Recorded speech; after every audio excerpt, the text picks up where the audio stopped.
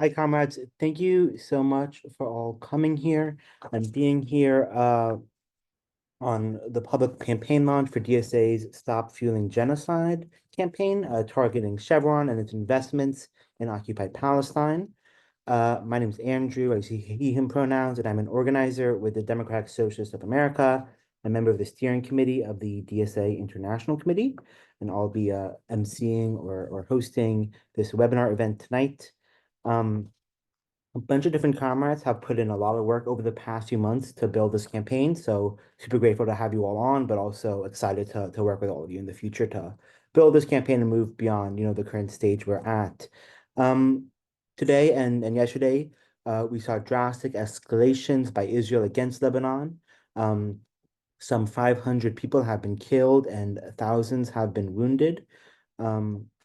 Like most Israeli aggression, this has especially targeted civilian homes and infrastructure, including hospitals and schools. Um, these are, of course, obvious war crimes, but as is perfectly clear over the past year, international law doesn't have much value when it's the US and its allies violating it. Uh, at the risk of kind of sounding obvious, this entire catastrophe, this continuation of an escalation of the genocide in Gaza, Israel's attacks on Arab sovereignty in Yemen and Iran across the region, and the current expansion of Israel's attacks and against Lebanon, all at the hands of the U.S. and the Biden administration. And this fact makes us all complicit in this genocide, and it makes it our responsibility to do all that we can to end it. Um, Beyond our general appreciation of humanity, it is our complicity that forces us into action. So we have here in this campaign in Stop Fueling Genocide, I believe a key path to break one of those chains in our complicity that links us to Israel's genocide.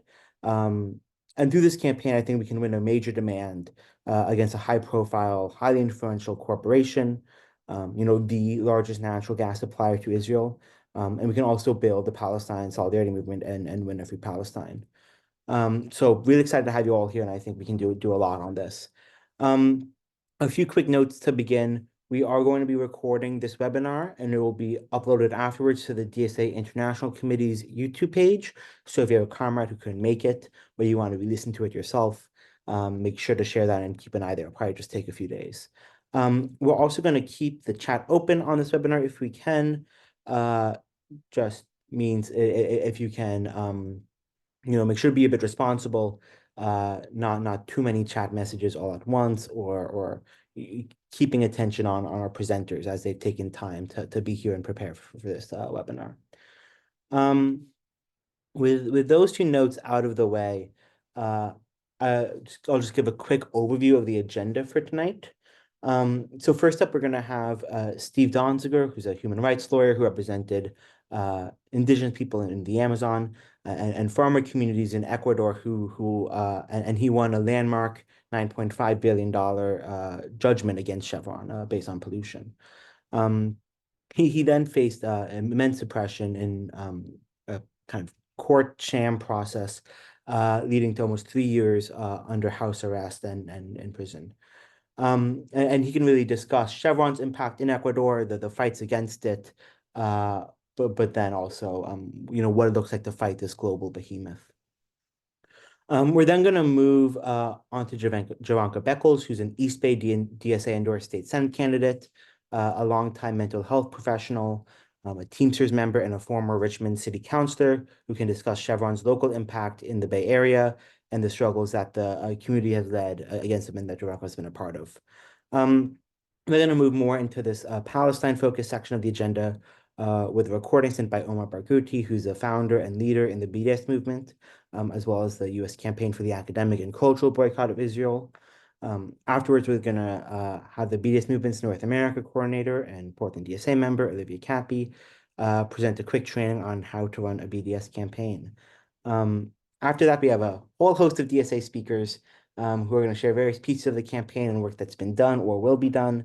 But I will introduce them as we get to that point. So without further ado, I'll hand it over to Steve to kind of give a pitch of what Chevron's doing in Ecuador and how we can respond in his story with it. Thank you, Andrew. Can you hear me? Yep. Okay. Can you see me? We lost your video. Okay. Oh, give me 1 second.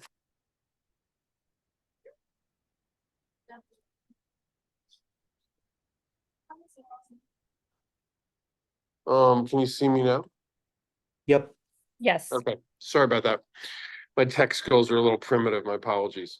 Um, I am honored to be here. I'm in a semi-public place, so I can't really talk that loud. It's Climate Week here in New York, and I've been doing a lot of events. But I just want to say, first of all, to everyone, thank you for getting on the call. Thank you for caring about this issue.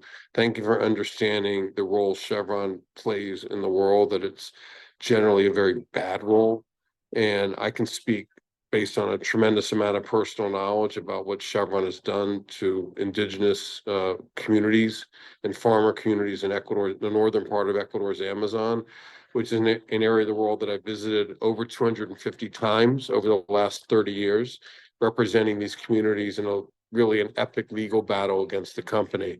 In a nutshell, Texaco, a company that Chevron bought in 2001 and now owns, went into Ecuador in the 1960s, designed a system of oil extraction in the Amazon to pollute. This case was not about an accidental spill. This case was about a deliberate engineering design that led to the discharge of billions of gallons of cancer-causing toxic oil waste into rivers and streams that indigenous peoples were relying on for their drinking water, bathing, and fishing. The Texaco engineers designed the system to operate this way. It was clearly foreseeable that over time this would end up killing people, as it has. We estimate thousands of people in this region have died of cancer and other oil-related diseases, although the precise number is hard to ascertain because the company never funded an actual health study to really determine that. But based on anecdotal evidence and just general knowledge of the impacts of exposures to oil toxins, we believe thousands of people have died. It's one of the great environmental catastrophes in world history. It's called the Amazon Chernobyl by experts. And because it happened in a relatively isolated area geographically, not enough of the world knows about it. To make a very long story short, I and a group of other lawyers, several of them from Ecuador, represented these affected communities for years in a court case down, well, first it started in the United States. Chevron had it sent to Ecuador's courts, promising to accept jurisdiction in Ecuador, pay any adverse judgment. So we began to litigate in Ecuador. They then started to contest jurisdiction. Over an 8-year period, which is the period of the trial down there, we ended up winning a landmark judgment of roughly $10 billion against the company, which, even though it sounds like a lot of money, given the magnitude of the damage, it probably wouldn't have been enough to pay all the remediation costs that were necessary to restore the environment to at least some semblance of what it had been. Instead of paying the judgment in the court where they sought the trial to take place, they decided to invest, invest literally hundreds of millions of dollars in lawyers. They hired 60 law firms to go after me personally in New York, where I live. And ultimately, they sued me for $60 billion, which is the most amount of money anyone in this country ever has been sued for. And I withstood this crazy case where they paid a witness literally millions of dollars to falsely testify that I had been in a plot to bribe the trial judge in Ecuador. They prepared this witness for 53 days before he testified, and they denied me. They had the judge deny me a jury, and it was basically a farcical trial. After that ended, we then proceeded, that is the communities and their legal team, including me, to try to enforce the judgment against Chevron's assets in other countries, including Canada. When we began to have success in some of those countries, particularly Canada, they then got the judge to charge him with criminal contempt of court back here in New York, where I live, for refusing to turn over my computer and confidential case file to Chevron's lawyers, which was an order that was unprecedented and I believe unconstitutional and illegal. And had I done that, I would have put the lives of my clients in danger And ultimately, I challenged that order in an appellate court here in New York. And while I was appealing that order, the trial judge charged me with criminal contempt. In the United States and really any country with the separation of powers system, judges don't charge crime other than contempt of court. It's the only crime they can charge. Prosecutors charge crime. So when a judge charges contempt of court, the case automatically goes to a prosecutor. In my case, it went to the Southern District of New York, the federal prosecutor in New York. The prosecutor refused to prosecute me because he concluded the charges were utterly baseless, which they were. And at that point, the judge appointed a private corporate law firm to step into the shoes of the US government to prosecute me privately. And this law firm had Chevron as a client. So I was essentially the first person in the history of our country to be targeted with a private corporate prosecution. Now, Chevron orchestrated this whole thing. They corrupted the judiciary. They hired a law firm here in New York City, Gibson, Dunn and Crutcher, to carry this out. Gibson, Dunn and Crutcher had a tremendous influence over a certain pocket of the federal judiciary here in New York. And ultimately, they succeeded in locking me up for almost 3 years on a misdemeanor contempt of court charge. I became the first and only lawyer ever incarcerated on a misdemeanor contempt charge in New York history. I'm sorry, I'm in a public place. I'm going to just move. Give me 1 second and I'll finish up. I'm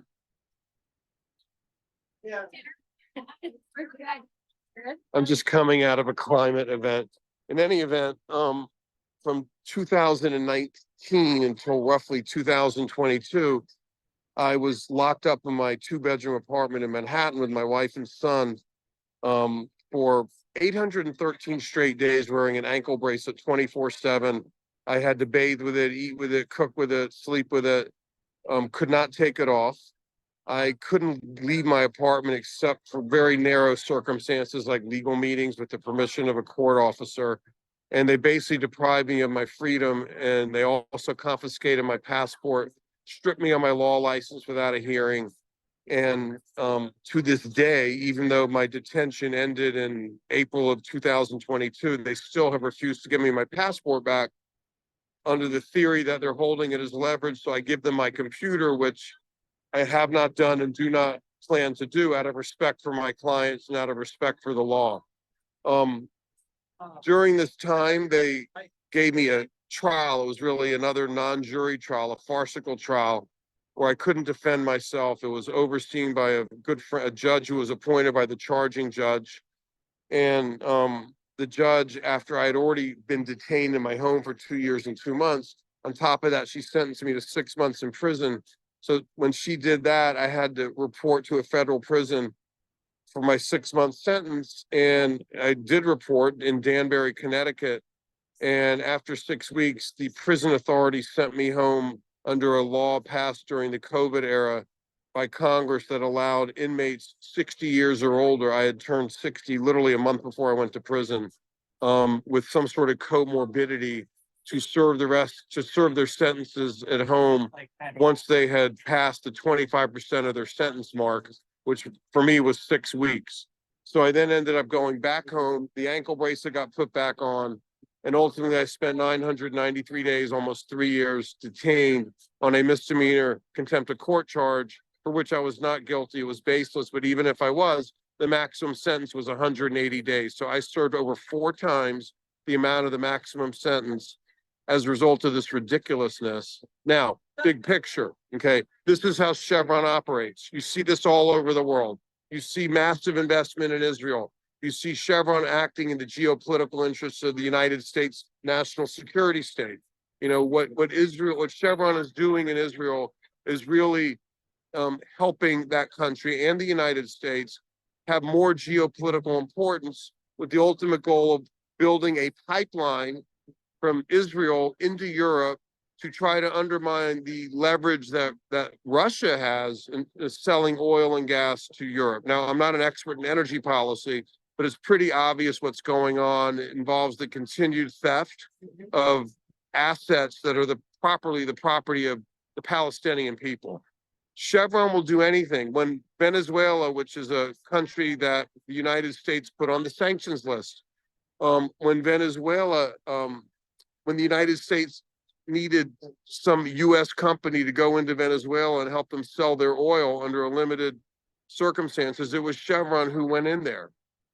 In Nigeria, it was Chevron who provided the helicopter to the Nigerian military to land on an oil rig in the sea and essentially come out of the helicopter and gun a bunch of protesters down.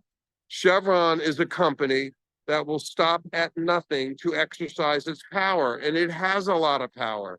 So the idea of this boycott targeting this particular country, I think, is highly appropriate. And I want everyone on this call to know, many of you, some of you I've met, some I haven't, that I salute your leadership in getting this organized, and I plan on doing my best to support this effort. Amazing. Thank you so much, Steve, for joining us and giving remarks, Stephen, on a very busy calendar, and for continuing this important struggle, how the Ecuador people. I will shift it now to Jovanka, who again is from East Bay and is can speak towards some of the community struggles that have been engaged in there.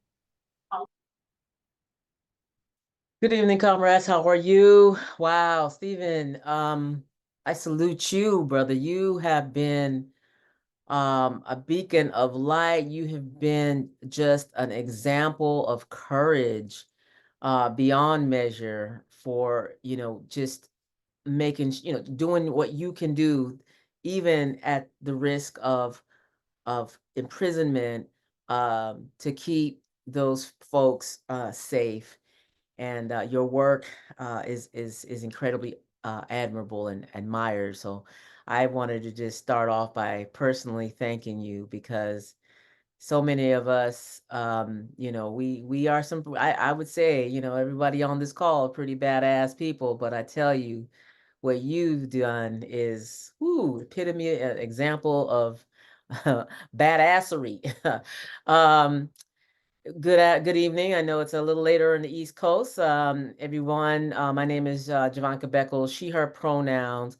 I am a former Richmond City Council member. I was a two-term Richmond City Council member from 2000.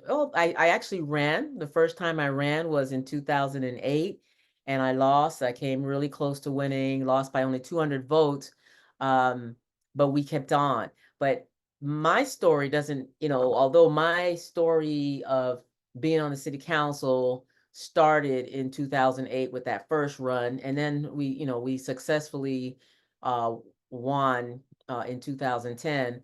Our story, though, in Richmond starts, long before that.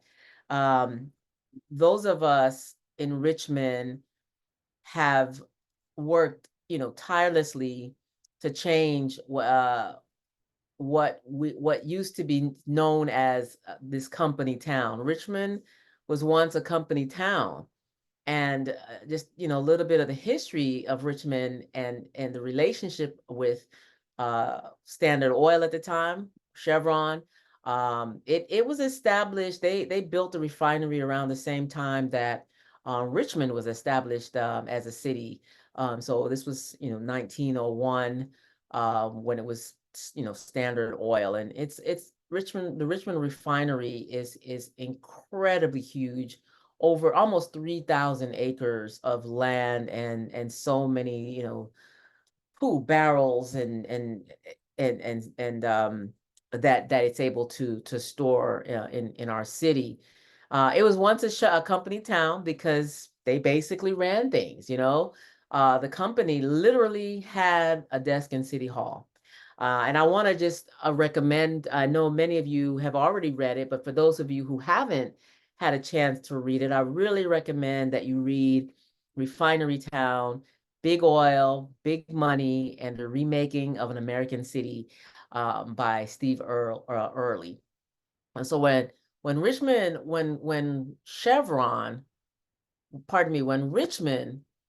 was run by Chevron and all its powers is, as Steve mentioned, in all its power, it had a supermajority of Chevron funded council members at the time, and they, you know, they bought up billboards, they funded these candidates, and they made sure that the Richmond City Council had a majority of council members who would do its bidding. And so the community called them the Chevron Five. And so for a while they had a super majority. And so as you can probably imagine, there wasn't much regulation, there wasn't much accountability from them. Those council members, were comfortable with, at the time, Richmond, had a lot of crime. They were comfortable with the rampant crime. They were comfortable with the bad air that contributed to high numbers of people, from babies all the way to, senior community members struggling with asthma. But in 2004, so the city, though it was run in essence by this big, corporation who had their paid supporters on these seats of power, we started to see we weren't getting much. Our, crime, so much more. It was all connected. So in 2004, community members like Andres Soto and Gail McLaughlin, and together with community organizations, started, like CBE, Communities for Better Environment, started organizing to change the makeup of the city council. That's when the Richmond Progressive Alliance was started. We started electing corporate free council members and replacing replacing ourselves with Chevron, with the Chevron members who had been elected with all of their money.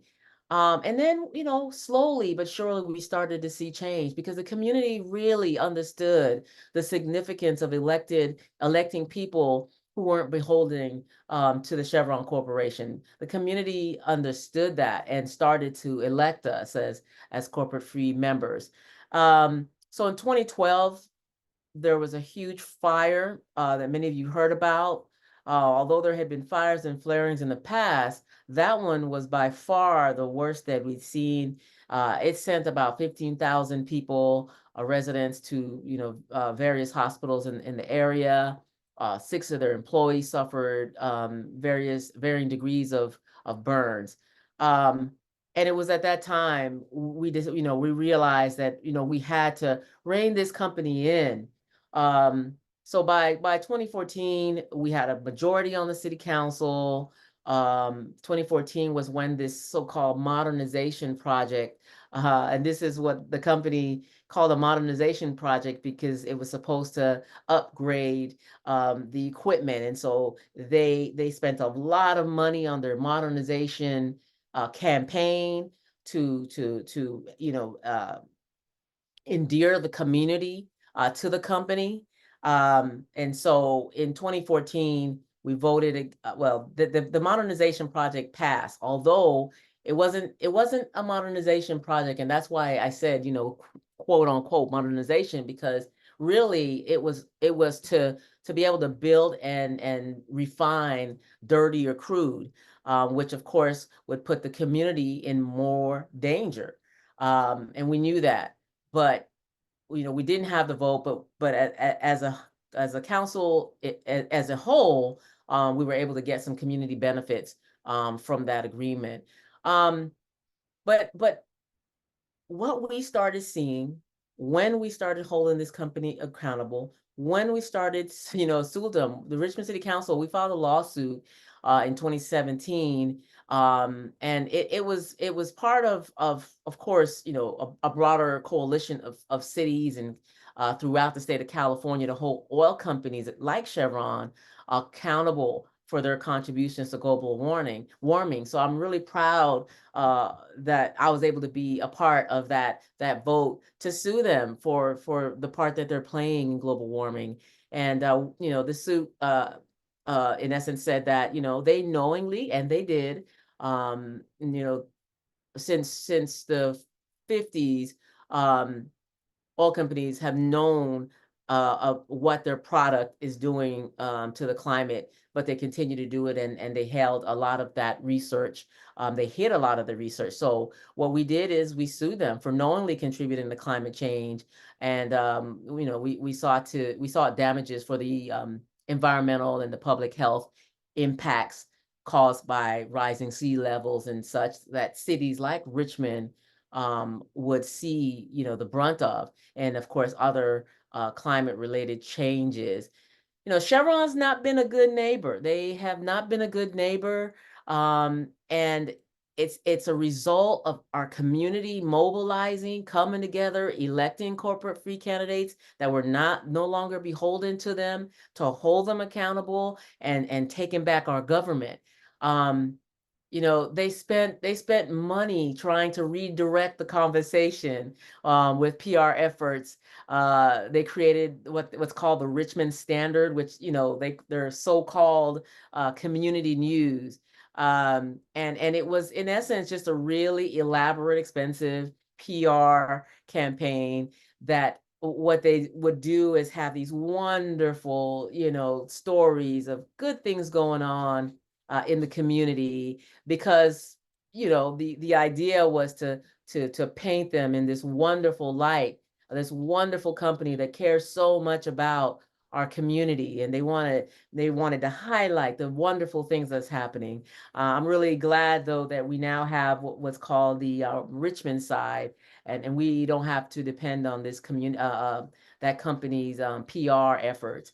But our corporate free electeds, which included me, ensured that Chevron paid their fair share of taxes. And this year, because we have a progressive majority, once again, of corporate free elected officials, voted to put a refinery tax on the ballot. And it's to make it's called Make Polluters Pay campaign. And as a result, the company settled and to get it off the ballot, and settled for $500 million. And that may seem like not a lot of money, especially for this multi-billion-dollar corporation, $500 million, but $500 million is a lot. And had we not had a majority of elected officials who were not taking money from this corporation, we wouldn't be able to have these kinds of resources. And so, that's a lot of money that we're going to be able to put into continuing our efforts to reduce crime, addressing the root causes of crime. So this is what we have done in Richmond, and that's why I'm so proud to be on board and support the efforts of DSA around this divestment strategy, because it works. When we oftentimes we think that we are not powerful enough to go up against this giant, but we are. And I think I may not have mentioned in 2014 when I ran with my colleagues, we ran as a slate. They inserted them. It inserted itself, because it's not a person. We often say like it's a person. It is a thing. But the Chevron Corporation inserted its millions in dollars, $3.5 million, to defeat our corporate free candidates, grassroots candidates. And because we mobilized, because we organized, because we got that message that we would not be beholden to this corporation, we were able to defeat all that money. And so it's encouraging. And I wanted to make sure that I said that, because look at what we can do when we organize, when we mobilize, right? And when we get the word out of what this corporation is doing, not just locally, but throughout the world. So thank you. And I'm happy and ready to do whatever I can do, my little share of making the world better by holding this mega corporation accountable for its atrocities throughout the world. Amazing. Thank you so much, Jovanka. And I really appreciate that endpoint, that we actually can win, and that we Yes. can organize and can win if we build that movement. That's right. Oh yeah, amazing. So we're gonna move forward towards a video recording from Omar Barghouti, who again is one of the founders of the BDS movement. Let me get this set up correctly, and we can just listen along. Palestinians last month in Rafah, while awaiting a horrific massacre, painted on their tents messages of gratitude to the student solidarity uprising, showing how it gives us hope and inspiration in our ongoing struggle to end Israel's genocide and dismantle its underlying 76-year-old regime of settler colonial apartheid. We're not asking for charity, but for solidarity. But before both, we're demanding ending complicity.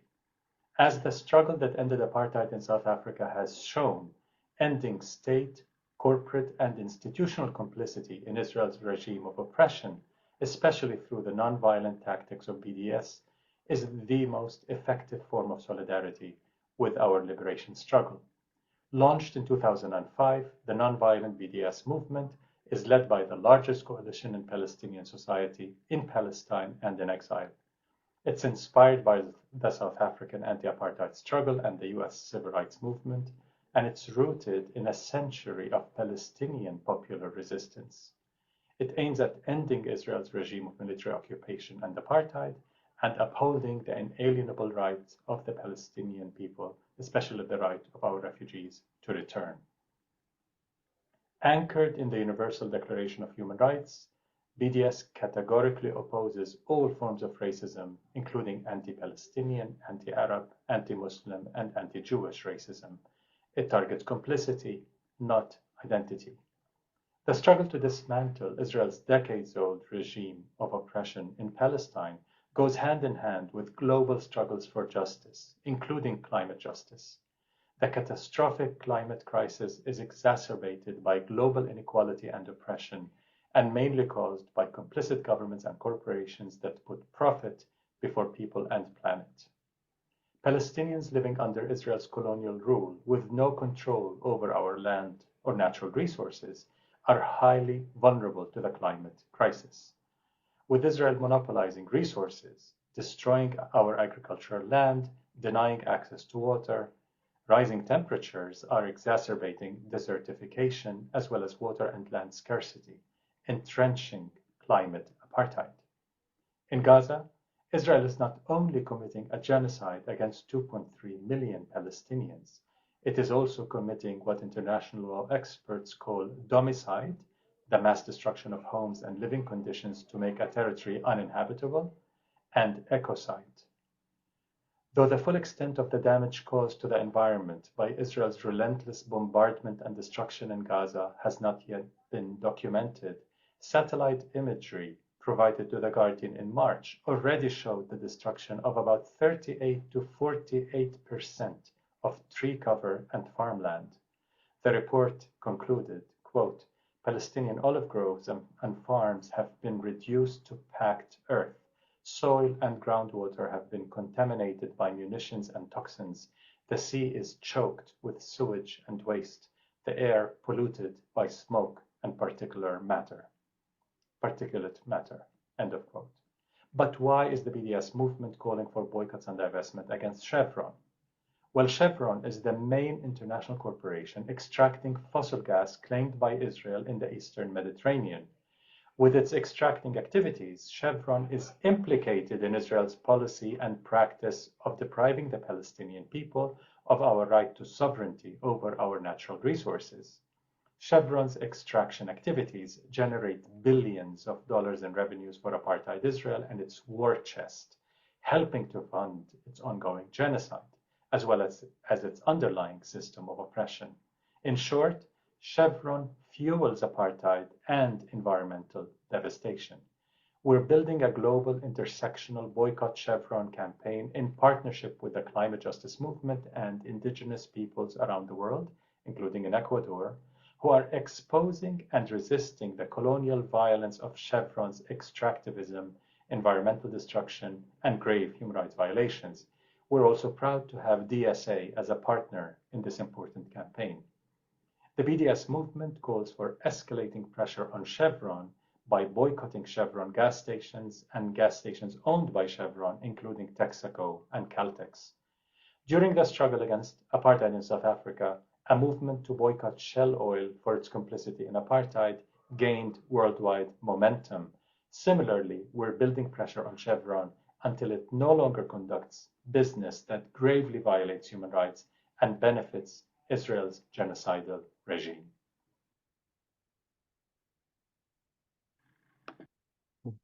Amazing.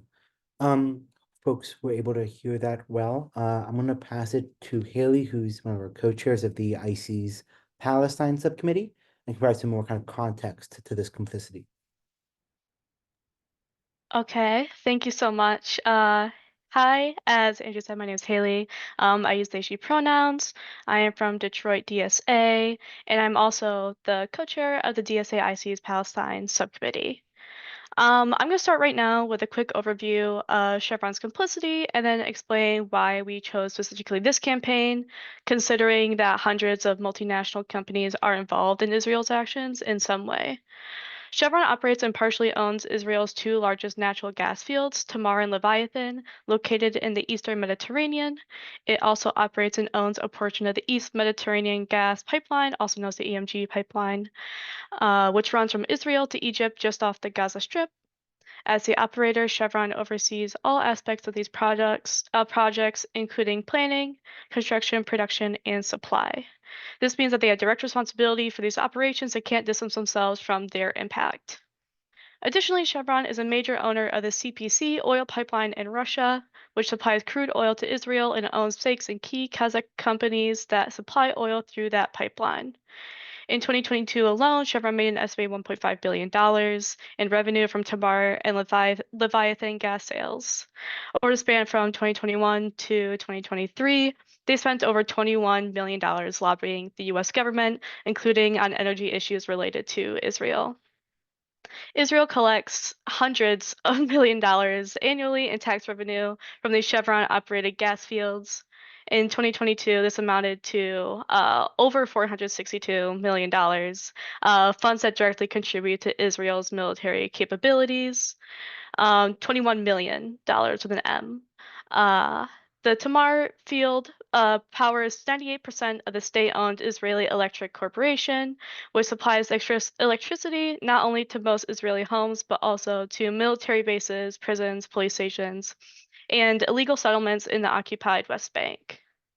Meanwhile, Israel uses control over electricity as leverage against Palestinians, often cutting off power to Gaza and banning access to the grid for Palestinians in the West Bank, a system of energy apartheid.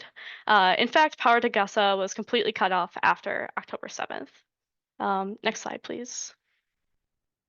The BDS movement chose to target Chevron for several different reasons. First, because of their clear complicity, and second, because we believe that this campaign is winnable.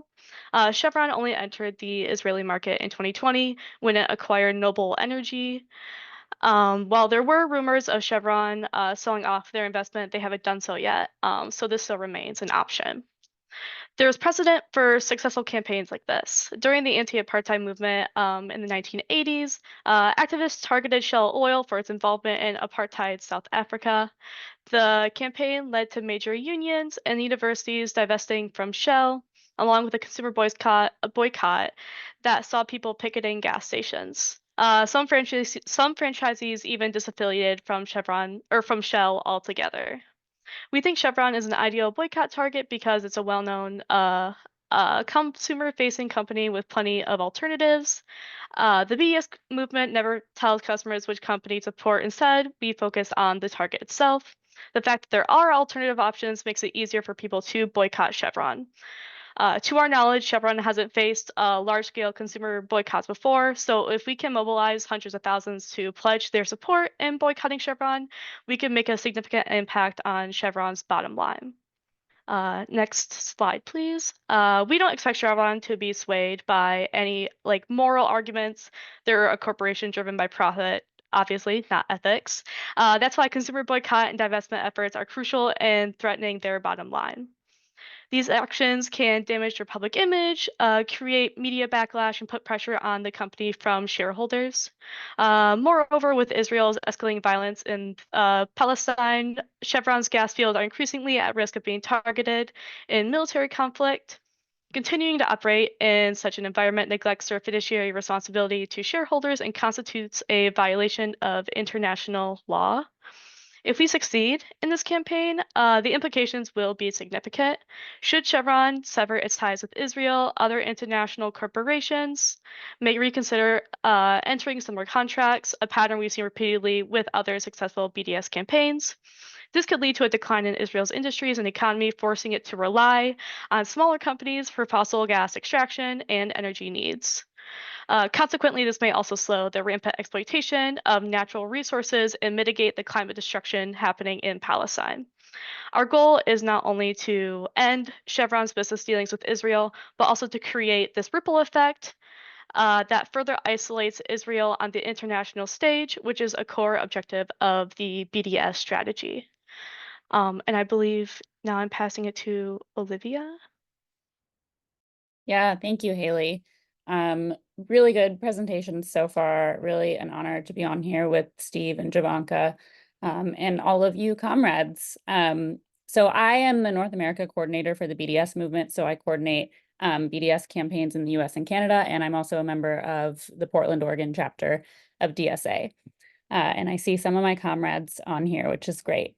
So the Palestinian boycott, divestment, and sanctions movement is a movement to boycott, divest from, and sanction Israel and complicit institutions until Israel stops its violation of Palestinian human rights. The BDS movement, which was founded in 2005, was really modeled off the South African anti-apartheid movement, which utilized international boycotts, divestment, and eventually sanctions that helped create the pressure necessary to really isolate apartheid South Africa completely and eventually build to the fall of apartheid. One campaign that the international community really took on during this time, as others have mentioned, was a campaign targeting Shell for its complicity in South African apartheid. This was first called for by miners in South Africa who worked in mines owned by Shell, and it really took off. Pickets at gas stations led to gas stations announcing they would no longer affiliate with Shell. Major unions and universities divested from Shell. Union officials were actually arrested protesting against Shell. So this is what we were really thinking of when we thought about adding the consumer boycott piece to this Chevron campaign. It had already been a divestment target since 2022. And just really quickly, there are hundreds of companies that do business in Israel. We choose a small amount of targets to prioritize in order to be most effective and concentrate our efforts to actually win campaigns, and end these companies' relationships with Israel or end our institutions' relationships with Israel or complicit companies. So individual consumer boycott is great. But it's just one piece of BDS. And I just like to tell people to keep in mind, the goal is not to boycott as many companies as possible. The goal is to exert enough collective pressure to win specific campaigns. And we want to win this Chevron campaign, and we think we can. So I'm going to go through kind of how to build a BDS campaign. Next slide, please. So coalition building is very important for campaigns like this. Reach out to other organizations in your city, especially climate organizations. Maybe there are some local unions who have called for a ceasefire and they're kind of looking for the next thing to do. Palestinian or Arab-led organizations like PYM or other local organizations.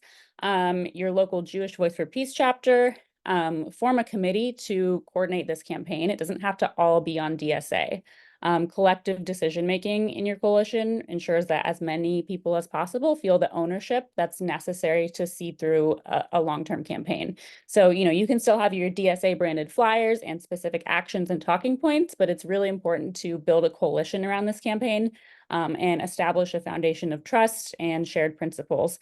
And it's also important to center Palestinian leadership in BDS campaigns if possible. Also, I'm sure a lot of you know this already, but just be aware that different people and groups can contribute different things. And, there might be different paces, different capacity levels, and different organizing cultures, depending on, the organizations that are in your coalition. Just try to remember BDS is about Palestine. It's not about you. It's not about your organization. It's not about any one person. That sounds obvious, but sometimes egos can get in the way of organizing.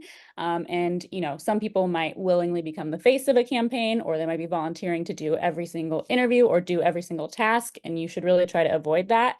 Having just one single leader and a single face of the campaign really undermines the strength of BDS and of your organization, and it's a good way to burn people out. So if you have a leadership position in your organization, it's your responsibility to also make leaders out of others. And not just by like delegating tasks, but by also like letting go of some control and trusting other people to make important decisions. Push people who might seem like they're quiet or inexperienced, push them to do something new. And it's okay if it's not perfect. I think that's how we learn.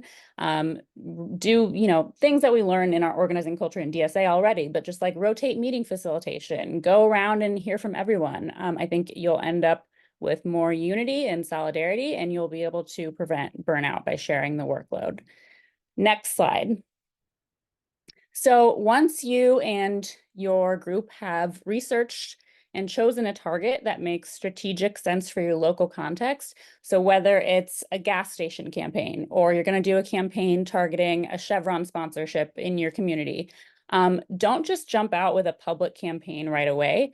Starting with a soft ask, or what we sometimes call due diligence, is a really important and often overlooked step that can sometimes deliver a win right away.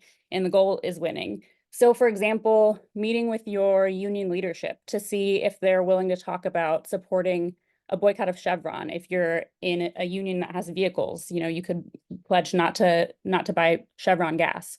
Privately approaching gas station owners to see if they'd be willing to sign the pledge to switch gas station brands when their contract is up, or meeting with the organizing committee of a local event that is sponsored by Chevron to see if they'd be willing to drop the sponsorship. You might be surprised on how far good faith engagement can go sometimes, particularly in smaller communities, smaller events, before escalating to a larger public pressure campaign. In most cases, many cases, however, strategic public pressure is the only effective way.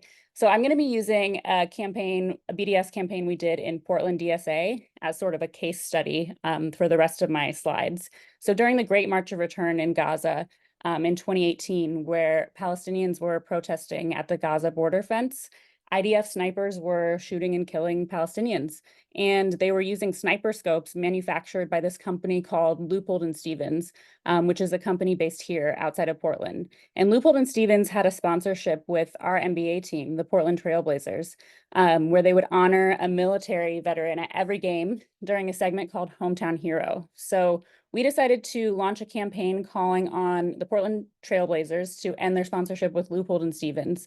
Before we launched publicly, we first got a bunch of groups in town on board and sent a private letter to the Blazers organization explaining our concerns. We requested a meeting to talk further about the partnership.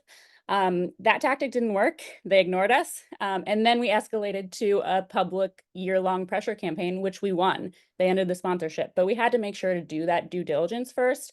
So they couldn't say like, oh, you never talked to us. We've never heard of this. And it just shows good faith. You also need to, sorry, we're still on the other slide. Thanks. Map your opposition and allies. So for this campaign, we knew the Trailblazers and Leupold were our opposition. We knew there were specific organizations that we were going to work in coalition with that were our allies. But we also identified Trailblazers fans in general as our potential allies, season ticket holders as potential allies, Blazers players as potential allies, and we did get a Blazers player to say something privately. So when you're thinking about allies, it's actually helpful to think just beyond the activist space context and think who you might have like on the inside that can help you.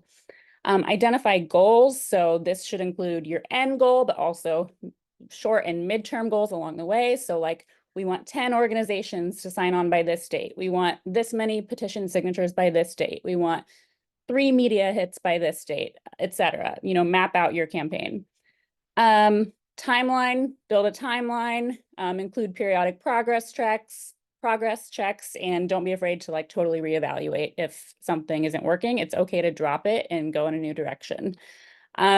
Market and brand. A strong online presence is really important to gain traction and followers for your campaign and for media to be made aware of it. So make sure you're posting about your campaign on social media, You can build a website with information and resources for people and for media to learn more. Also linking to a petition or a sign up of some sort. Have a way that people can contact you. Yes, Sophia, I said go post. Have some sort of branding for your campaign. For the Blazers campaign, we used a hashtag no loophole, and we were able to kind of see all the posts about it that way. So next slide. This is the second action we did. We had some actions before, the media wasn't covering it. We were a little annoyed. So we showed up at Media Day, which is where the media comes to talk to the organization and the team. We wanted to be where the media was to get coverage on this. And we got a reporter to ask about it. Media exposure is so important for BDS campaigns. So make sure you're sending out press advisories before your event to get press to show up to the event. We have some template press advisories for Chevron actions. Let me know if you need one. Send out press releases after your event so press who weren't there can cover it too. If you're doing something that's top secret and you don't want it to get out beforehand, like disrupting a private event, you can tip off a trusted member of the media beforehand and they can like be there to cover it as an exclusive. So here's a video from Media Day. We got a reporter to ask this question because we were protesting outside and giving flyers to media, and then we made our own video out of it.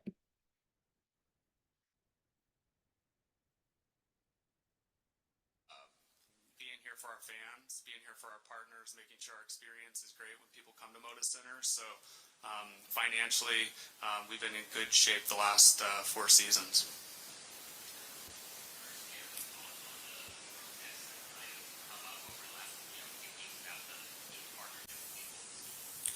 Yeah, I mean, it's something we're monitoring and watching. They're great partners of ours, and I try not to overreact until something tells me we need to.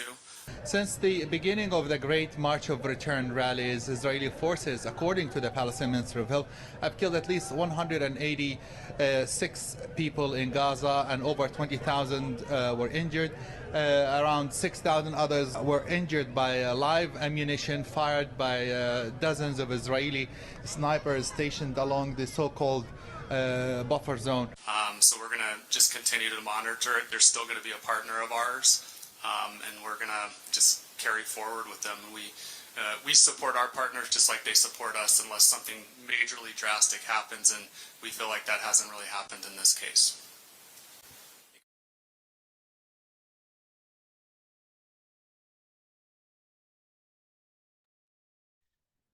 So next slide, escalating tactics. Start with the soft ask. If they say no, gradually build power or pressure on your target. Evaluate your leverage and power as you go. Keep finding ways to reapproach your target with demands. You do actually have to try to contact your target. You can't just protest and post on social media and hope that they'll see it. You need to find ways to contact them. Or if they're ignoring you, make sure that they know what you're doing somehow. So you can build pressure in a lot of ways. You can host informational events on Palestine, and every event should funnel attendees into, ways to contact you so that they know what you're doing. Canvas and petition. When we did the loophole campaign, we were passing out flyers to the fans going into the games, not in like an aggressive way, just like in a friendly way to educate people about why we were there, why we were protesting. And the flyer had a link for them to email someone at the Blazers to ask them to end the partnership. Have levels of engagement for everyone. Maybe not everyone wants to be involved in a higher stakes action where you're sneaking in a big banner to do a banner drop at an NBA game, or they don't have the time to, be on the organizing committee, but they do want to take action, and you need to give people a way to do that. A very easy one is setting up an e-action. So we were telling people to email Blazers executives and to post on social media using the hashtag no loophole. Utilize shoppers, consumers, the general public. So when we did this campaign, we really relied on support from Blazers fans to say, hey, I'm a fan of this team and this is not okay. For Chevron, if you know of people that are regulars at a gas station, for example, or the people who are part of the community of a specific event that Chevron is sponsoring. So like Chevron sponsoring the Houston Marathon, reaching out to runners. Generate your own media if needed. You can write op-eds or letters for local media. You can make videos like we did. Press releases are really important. Like I said, utilize social media. Demonstrations. So this is further down in escalation, when you feel like you've kind of done your due diligence and you've done a lot of public education, everyone knows you're doing this campaign, you've got a lot of support, then you can move to more radical actions like disruptions, protests, sit-ins. So what we did, next slide is a video, was we actually had a Marine veteran who was a DSA member get nominated for Hometown Hero. And then we had him do a protest during his own honoring. So we can play that video. Tonight's hero joined the Marines right out of high school, served for 5 years. During his time, he served as a Marine security guard and provided security to embassies and consulates all around the world. He was assigned as a security detail to White House staff. He's here with us tonight, ladies and gentlemen, in section 229. Please welcome again tonight, Loophole and Stevens hometown hero, Sergeant John Fernandez of the U.S. Marine Corps.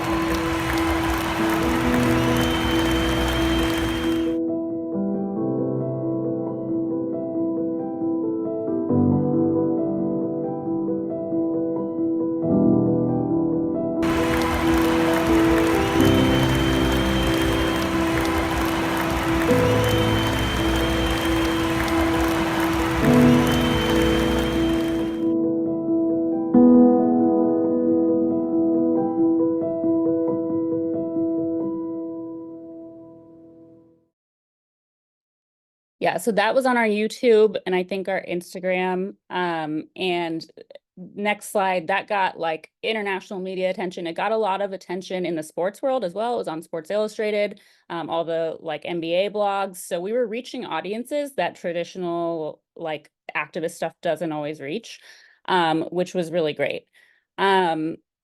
So yeah, just be strategic and deliberate. Your tactics should flow from your goals. Don't just do a protest for the sake of doing a protest. Like, what will help you achieve your goals? What you do for education versus generating media versus actually like getting the attention of your target, that might require different tactics and tones. Next slide. One other thing I want to note about power mapping. So these are just general tips on power mapping. Who are the decision makers? Who has influence over the decision makers? Who are our allies? Who are our supporters? Also, this campaign was really what we call a secondary target sort of campaign. So we were not making any demands of Leupold and Stevens. They are a sniper scope manufacturer. That's what they do.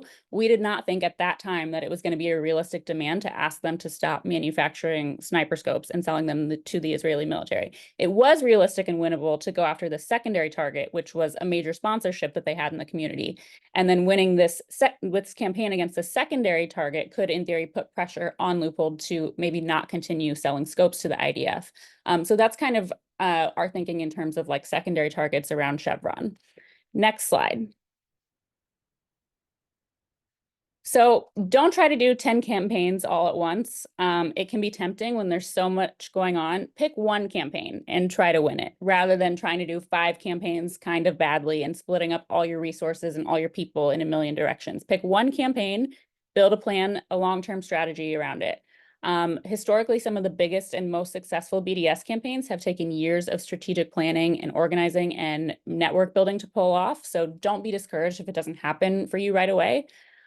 Celebrate your goals that you reach along the way to your end goal. That's a good way to keep people motivated and bond with your fellow campaigners. You know, when there's a lull in your campaign, try to find a tactic that builds momentum, something really creative, putting a powerful piece in the media. And take time to just regroup and evaluate your effectiveness on the way. If something's not working, you're not stuck with it, you can adjust, you can change your approach.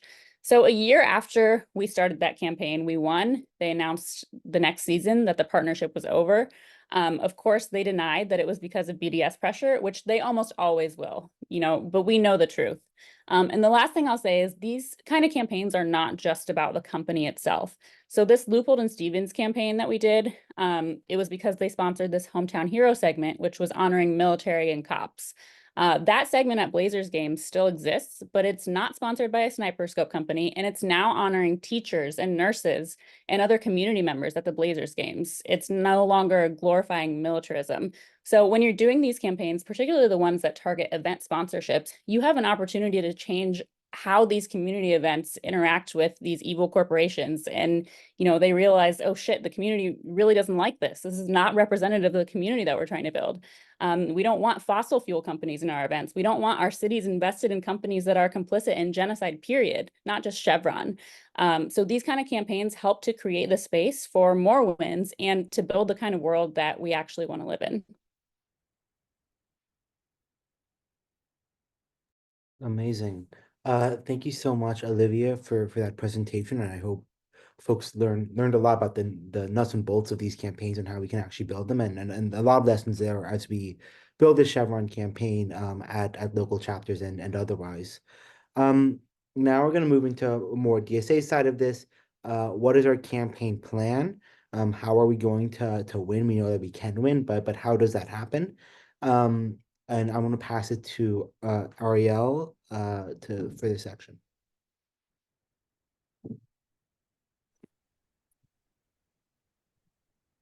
Am I on? Can you see me?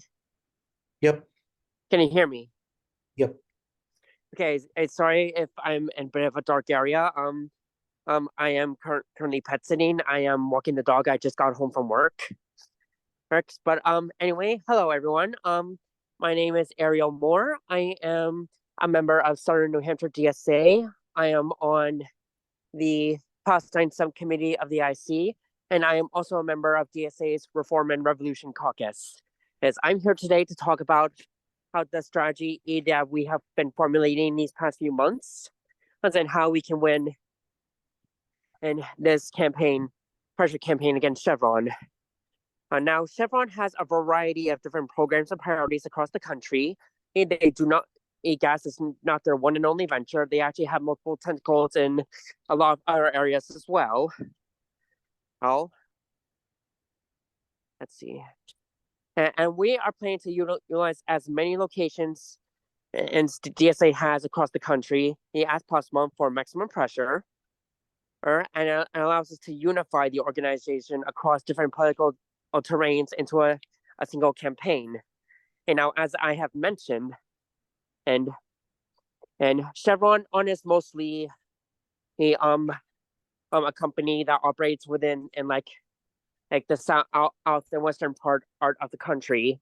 And so understandably, not every DSA chapter is going to have a Chevron to target.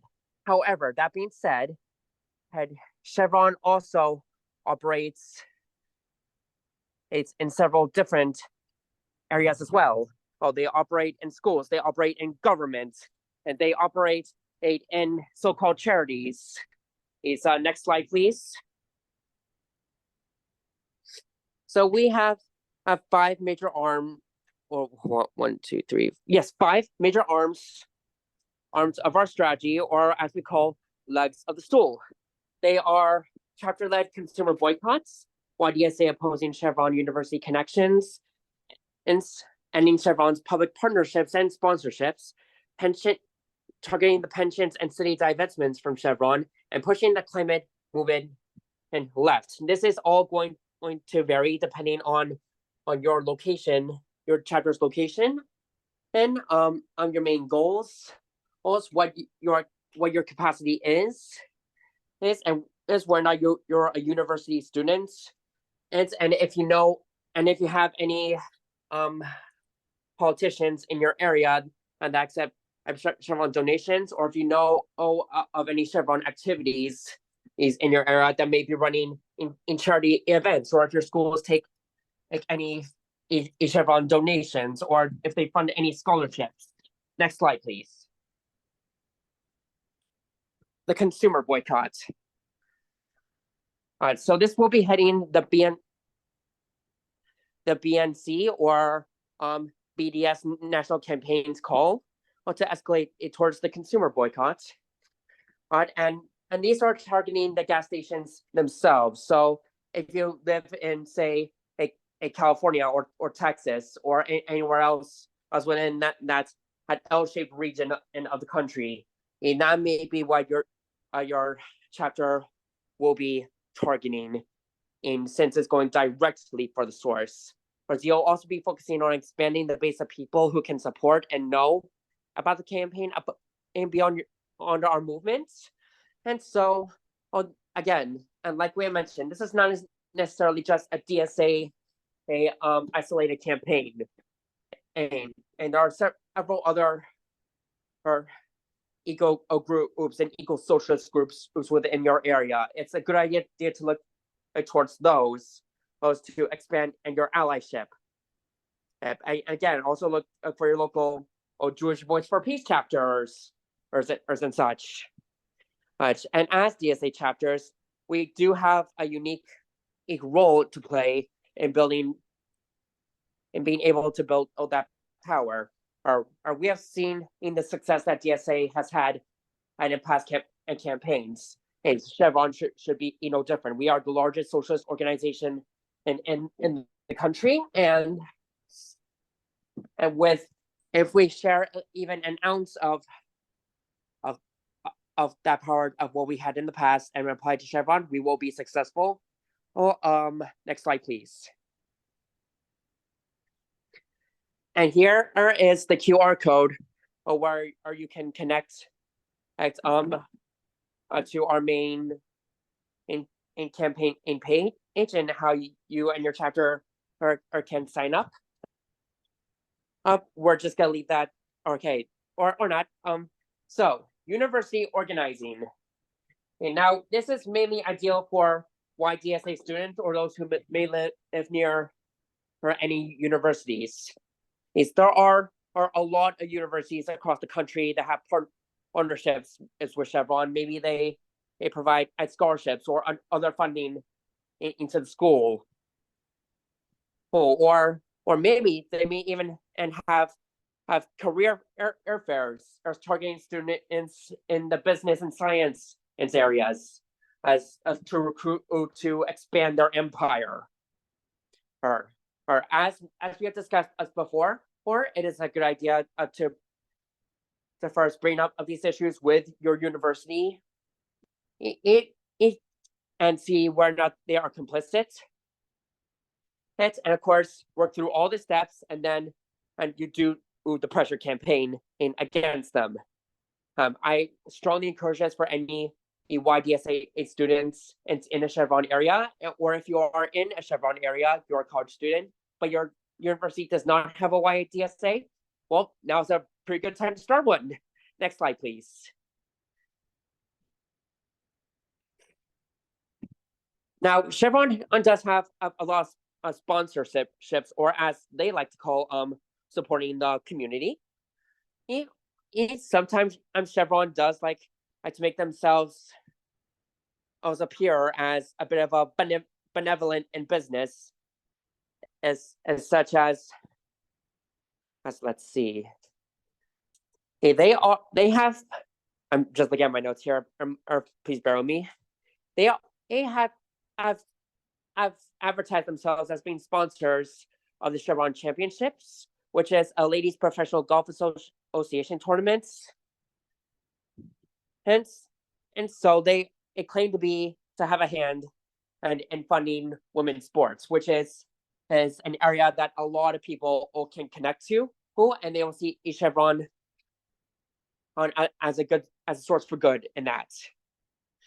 They also target at a junior league of golf of a volunteer program, the STAR program, which engages in early career and aspiring teachers in research projects at national laboratories, future energy funds, and also any local organizations, mainly in the California region. Think of how you work for a business, and sometimes your company would do like the occasional charity event end of the month, or roundup, or you go shopping and you have that roundup option in for donations.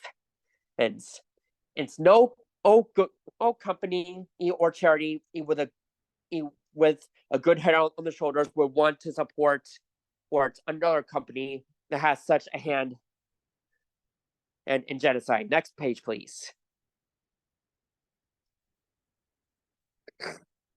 And our good areas to reach out to your local unions. And there are several working class as people who do not want to have their hands in Chevron. On some of these include IAATW, SEIU, and a lot out of city is including in Portland, Hayward, and Alameda that have all divested in the Chevron campaign. And the working class is made up of a lot of different people. However, that also means there are also a lot of left-wing people and progressive forces is in those too. And it's best as to look for those, target them, and encourage them to divest. Next slide. And like I mentioned, and this is not just going to be a DSA, a specific campaign, and we are also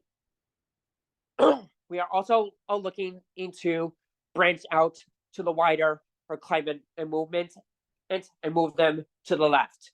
That we are connecting the dots between capitalism and the destruction on the environment through Chevron.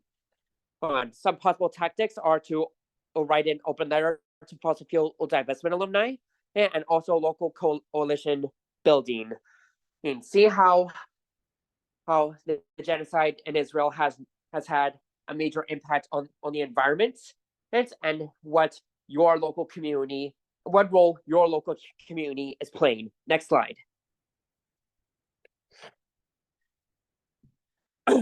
And of course, if you don't have a Chevron in your area, there's always pressuring your local electeds who may take Chevron on money, which is blood money, and also reaching out to your local orgs to see who has a common goal, and who will. I'm sorry. To see who has a common goal and who will be your best allies. Nice. There are Chevron electeds all across the country. I strongly encourage everyone in all 50 states to be doing their research and looking for the donors and pressuring them if you do not have a Chevron in your area. I believe this is I believe I passed time. I apologize. So I will now pass it on to Angela, who will be going into depth about our toolkit. Hi, everybody. Oh, sorry, Andrew, you want to go ahead? Hey, I'm Angela. I'm Savannah DSA. So, how can we fight to boycott and divest from Chevron? Well, Olivia and Ariel have discussed some of these points. But first off, every single person should be joining the consumer boycott by pledging not to buy gas from Chevron. That's the single thing all of us should be doing. Olivia covered what you should do if you're part of a group. But I just want to add on that for DSA chapters, you should be working with your comrades and members to pass a resolution and make it a priority. And also for groups, make sure you have a plan for next steps. It's easy to pass a resolution and then not know what to do next. So you want to keep the campaign moving, and we'll talk about how to do that in the next few slides. Next slide, please. Okay, so how can we fight? One of the most effective tools you'll have to get your community and organization on board with boycotting or divesting from Chevron is to educate on the nuances of the campaign with effective arguments as to why this campaign is important in the fight against Israel's genocide of the Palestinian people, as we discussed earlier. Make sure your campaign leads and everyone involved in the campaign with you is on the same page with the what, who, and when on Chevron's activities in Palestine in the context of the BDS movement, Israel's century-long project of ethnic cleansing, and the role of energy and the environment in the occupation and colonization of Palestine.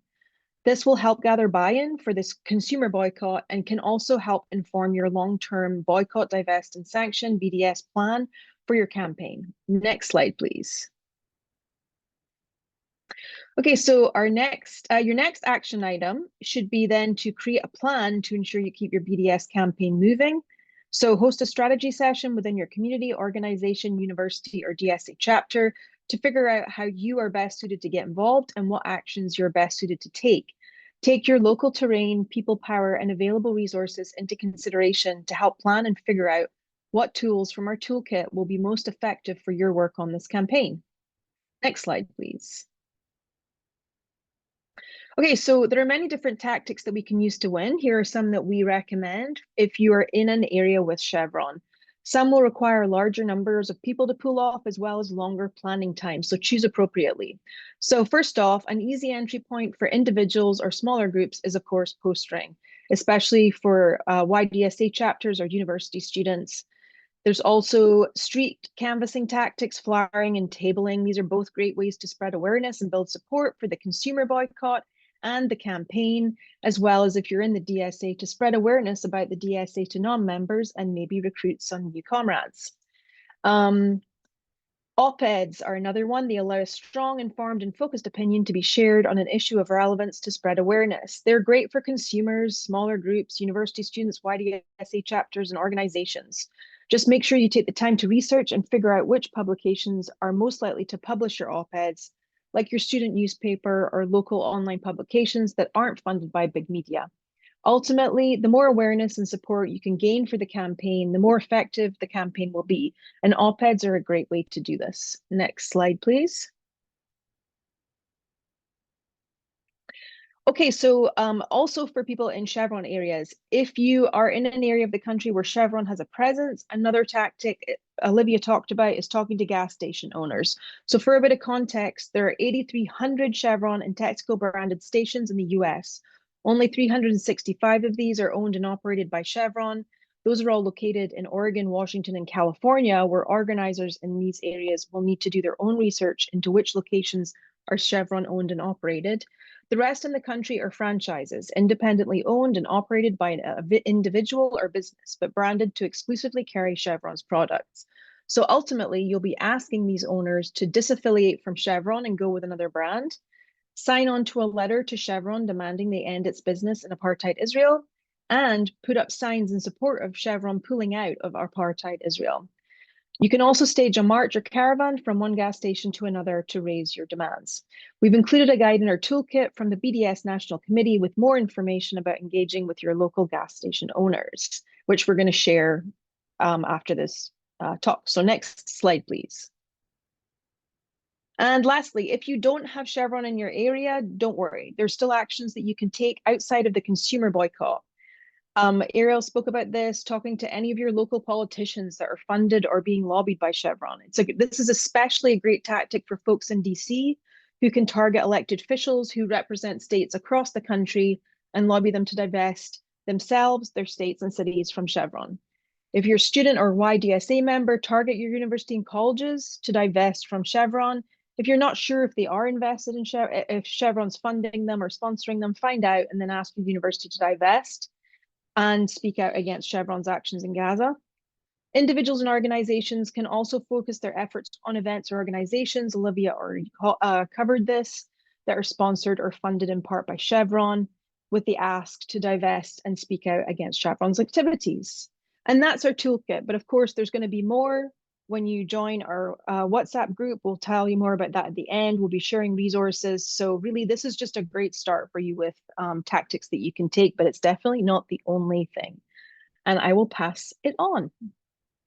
Amazing. Thank you so much, Angela and Ariel, for those two sections. Now we're going to move into the week of action. As people might know, this webinar is, in fact, one of the kind of, on the first day of this week of action, one of the launching points for this week of action that the BDS movement, that the BDS National Committee has called for today in alignment with Climate Week in New York City. Climate Week is kind of conference adjacent to fossil fuels and with various business leaders and corporations, and including many that are involved and funding this genocide, official targets and otherwise. And so we've seen this as kind of the first really big step of escalating this campaign of this consumer boycott. And we see actions across the country on the map there on the right. We have a lot of these actions are being hosted by DSA chapters or supported by the local DSA chapters and DSA members. So we're super excited to highlight the work of Houston DSA, who's been super active, is now the new home of Chevron, tragically, and I'll pass it to Johnny to speak a bit more about Houston's actions and plan here. Hey guys, I'm Johnny. I'm with the Houston DSA. My pronouns are he, him. Thank you for all the panelists and speakers who went today, and a special shout out to all my Houston DSA comrades in the Zoom. So I kind of wanted to talk about what, Houston DSA has been doing concerning Chevron since October 7th. What we're doing now when it comes to the Chevron Week of Action, and what we're doing going forward, as well as kind of like our tactics and strategies for targeting institutions such as Chevron. So we started our Chevron BDS campaign last year in response to the 2024 Houston Chevron Marathon, which took place this past January. So Chevron has been the primary sponsor for this marathon for the past 20 years now. Anyone who lives in Houston knows the Houston Marathon by Chevron Houston Marathon. So what we did was we submitted a letter with 7 total sponsors. And then after that, we did a protest during the Houston Marathon race. So once we did the protest, we formally committed to a long-term Chevron BDS campaign where we wanted to continue building power through this campaign focused on Chevron's sponsorship of the Houston Marathon.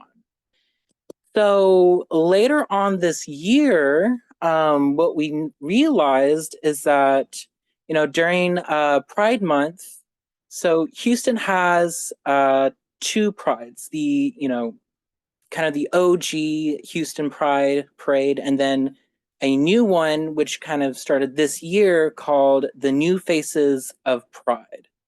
So New Faces of Pride actually decided last minute to add Chevron as a sponsor.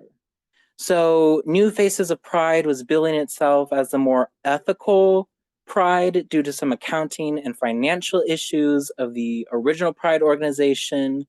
So, knowing this, we use that as kind of like a good opportunity for building power against Chevron first and foremost, so they can later leverage that towards the Houston Marathon. So as a part of that action, we grew our coalition to a total of 13 organizations, including the Houston PSL, PYM, Rice SJP. So in addition to submitting a formal letter to them and holding a protest, we additionally scheduled more community outreach to the public before the protest and had a follow-up film screening for Pride Month and then a teach-in as a post-protest engagement.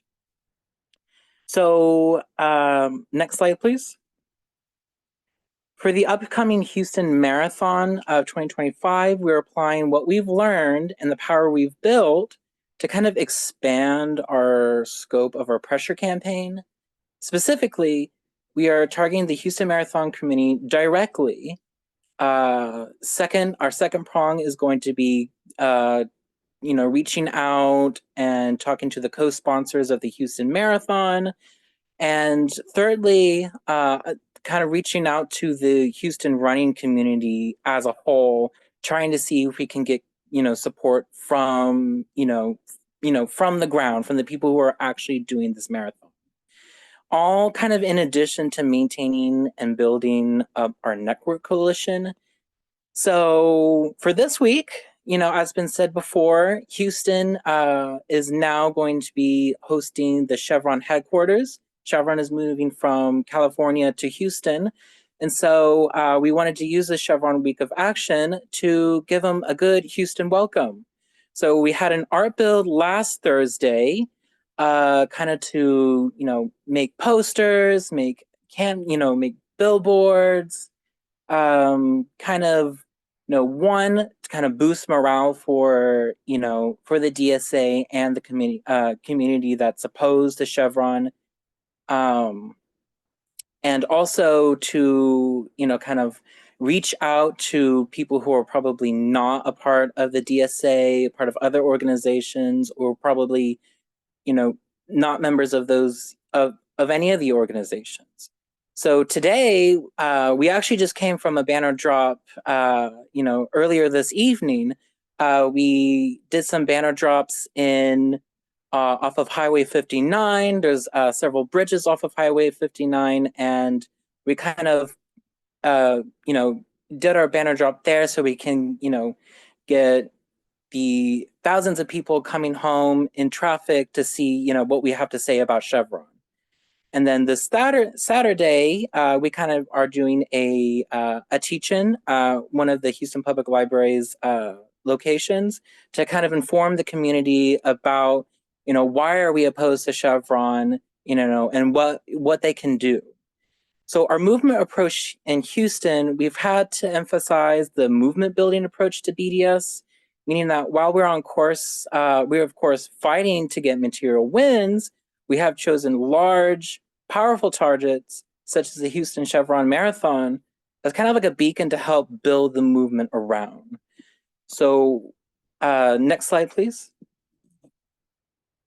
So first, we're identifying clear and effective targets. Gaza and Palestine are the reference points, of course. Then we apply the BDS tactics to connect the dots from the US to Palestine so that we can force material consequences to supporting genocide and apartheid.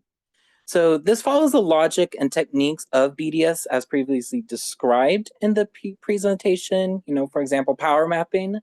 So I think we can move to the next point, which, number 2 would be building a people-powered movement. So at Houston DSA, we do not see ourselves as the movement. We see ourselves as part of the movement. But the people, so I think the focus here is that the people are the movement. So to that end, we have designed our actions to best foster and facilitate a people-powered movement. For example, we don't do one-off actions. Every action that we do is a part of a slate of actions. For our Chevron Week of Action, this has manifested as an art build last week, as a lead up to the central actions, a banner drop today, and then a protest tomorrow as the central actions. Then a teach-in, like I said earlier, on Saturday to provide more education and a chance for post-action discussion. This is purposeful not only to provide a diversity of ways for people to engage, but also just to break through the public perception that politics is just one-off actions like voting every 2 to 4 years. So our third point of action, strengthening and organizing our organizing and mobilizing capacity. So this is both internal and external. Internally, that means for us developing our communal knowledge base and skill sets within the people in our organization. Externally, that means building the size of our network coalition, as well as strengthening the connections that we have with them as well. So Chevron's a good target for this endeavor because it impacts and causes harm to so many different communities. Connecting our struggles by showing how all of our struggles against settler colonialism, imperialism, and capitalism are connected will only make the movement stronger. So with that, I will pass it on. Thank you so much. Amazing. Thanks so much, Johnny. I know we're about to be over time, so we're going to go through next steps a little bit quickly here, but I hope folks can stay on. So first up, you saw this link before quickly. To sign the petition, use this QR code, use this link, dsaic.org/boycott Chevron. And I believe we have a poll. So if Tom can launch the poll for this, just to see who has signed the petition already and who has shared it, drop it in that fam chat. Put it on your Twitters or Instagrams.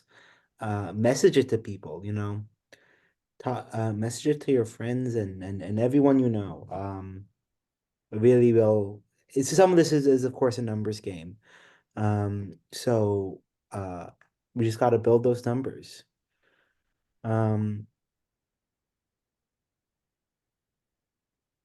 I have to keep rambling because we're waiting. I could see the screen of how many people have filled up, so we're almost halfway there. So look at that poll on your screen and do your best to fill it out. Have you signed it? Um, and I'm sure many of you will have now seen it and now will sign it immediately. So you're welcome to count that as you wish. But let's make sure we get these things signed and shared. Uh, um, uh, uh, okay.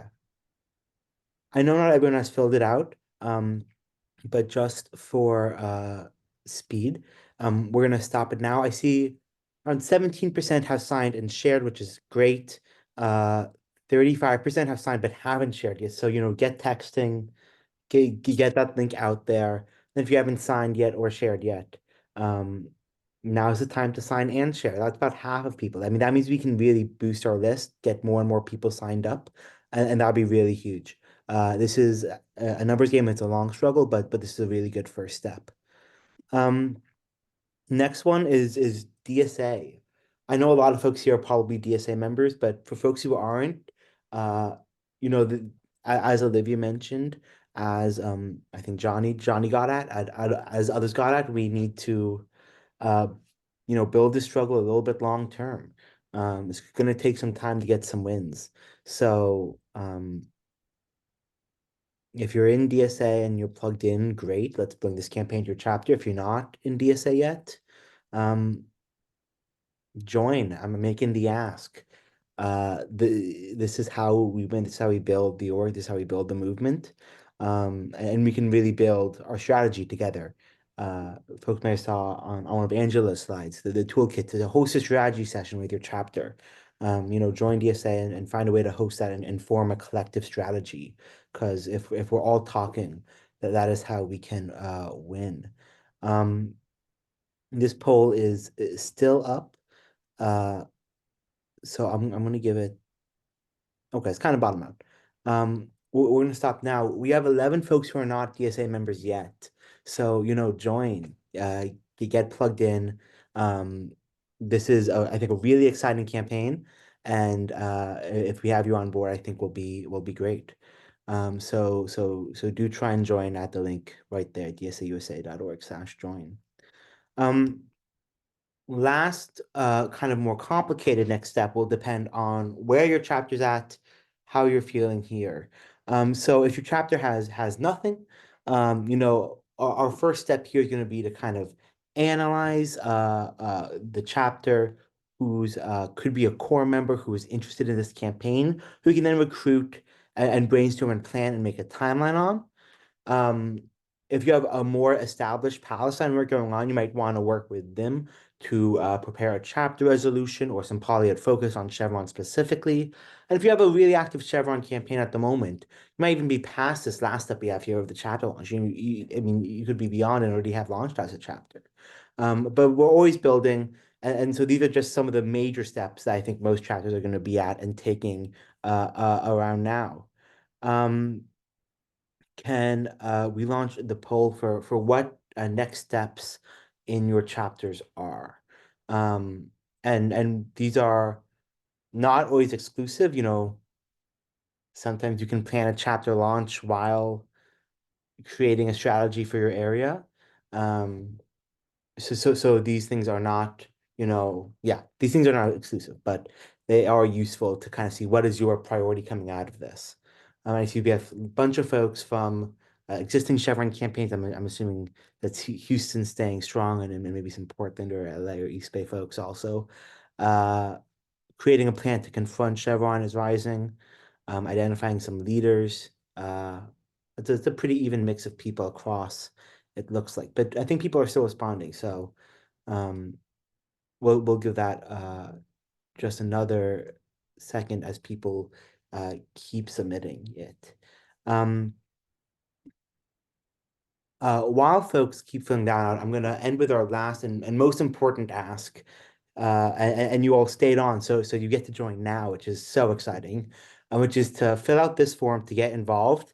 As I think Angela mentioned, we have a WhatsApp community that we have started with a bunch of different active folks.